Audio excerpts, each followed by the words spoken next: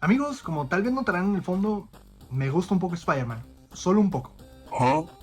Creo que uno de los mejores proyectos de Spider-Man en los últimos años es Your Friendly Neighborhood Spider-Man, la serie de Disney Plus que salió este año. Amigos, si no mal recuerdo, no salió ningún coleccionable de esta serie más que los Funko Pops, y estoy seguro que si sacaran coleccionables de esta serie serían un éxito. Pero bueno, como buen fan de Spider-Man y de los Funko Pops, me di a la tarea de conseguir estas figuras, así que el día de hoy les voy a enseñar los Funkos que he conseguido de Your Friendly Neighborhood Spider-Man. Amigos, los tres Funkos me gustaron un montón, pero les voy a enseñar primero el que menos me gustó y al final el que más me gustó. El primero que les voy a mostrar es este de el traje casero de Peter en la serie. Bien amigos, el diseño de este traje me encanta, creo que está súper creativo. Me recuerda mucho al traje casero de Spider-Man Homecoming y pues tiene sentido por el hecho de que ambos son como una versión del traje casero del UCM. Me gusta mucho el detalle de estos web shooters que están como conectados a la mochila de su espalda, la sudadera, la pose balanceándose.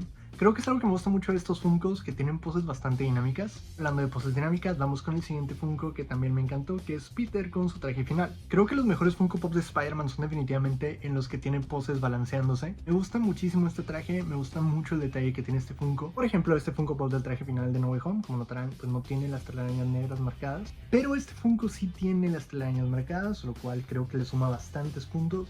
Tiene detalles hasta en la suela y de nuevo una pose balanceándose, lo cual creo que lo hace un gran Funko de Spider-Man. Me atrevería a decir que es de los favoritos de mi colección. Pero de esta colección solamente tengo 3 de momento, voy a ver si consigo los demás. Pero la verdad, estos 3 eran los que me importaban, pero sobre todo el que les voy a mostrar ahora. Pues el siguiente es el Funko de Peter Parker, ahí con su mascarita de Spider-Man, es el diseño de la serie. Y amigos, me encanta, de verdad, como que me da muchas vibras de un Peter Parker clásico, de un Peter Parker de los cómics. Hay una pequeña comparación con el Peter de los cómics y me encanta el detalle de que este Peter está sacando y que su mascarita, eso me encantó.